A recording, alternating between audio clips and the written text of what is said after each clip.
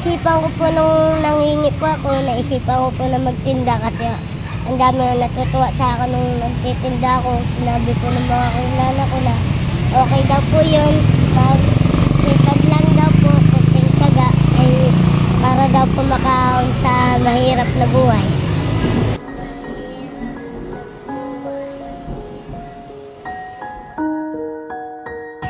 Ngayon, ano masasabi mo sa naging kapalaran ng buhay mo dyan sa lansangan? Mahirap. Naghirap na nga po. Nadatal nga po ako sa simbahan. Punta po ako paminsan-minsan.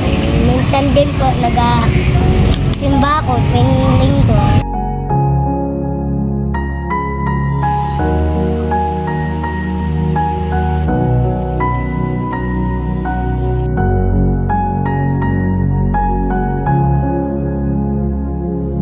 Mula nung nagkamalay sa mundo'y ipinamalay na sa akin ang mawalay kay inay pati kay tatay. Dapat sana ay kasama ko sila sa isang bahay, bagay na hindi man lang nangyaring tunay sa aking buhay. Sapagkat nangarap din ako na sila'y makasama, makalasa ng ginhawa na malabong matamasa. Sa lansangan meron kayang makukuha ng pag-asa, maliban sa basurang nakakalat sa kalsada. Na pinupulot ko baka sakaling meron pang makain, kung kalakal ibebenta ko baka merong kitain. Madalas yung nakikita ang sari-sari ang dalahin, mahirap sa mahirap, patay gutom kung tawagin. Ganyan ako hamakin, matahin ako't sirain. Akala ko kahirapan lang ang lalaban sa'kin, di bali mas pinili ko pa rin gawing buhayin ang mga kapatid kong umaasa pa sa akin. Batang langsangan po ako pero ako ay matino, nakasanayan ko ng tanggihan ng tao't mabigo. Batang langsangan po ako pero hindi manihinto sa mga pangarap ko na tinuturing kong ginto. Batang langsangan po ako yung laging nakikita nyo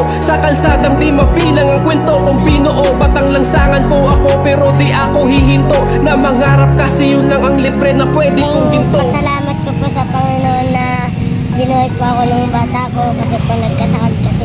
Hindi na po ako nakakain ng maghapon. Tuwing hapon na lang.